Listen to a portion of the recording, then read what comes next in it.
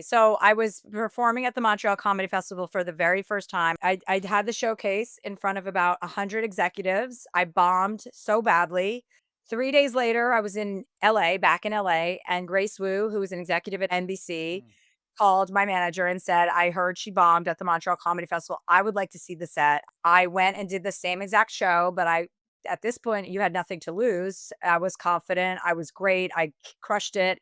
And I got my first development deal the next morning, from Wow. NBC, where they paid me something like $100,000 to develop a TV show around me.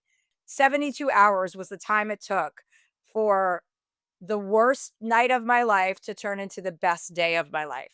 That's how much room was in between those 2 experiences. And so you can't sit in your pity party for too long. You have to be ready to reclaim it and then try again.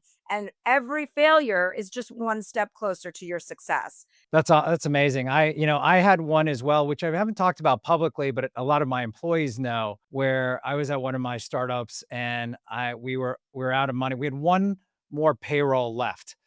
We figured it out and we became quite successful. You can't wallow in it, like you said, and you just got to do the best you can.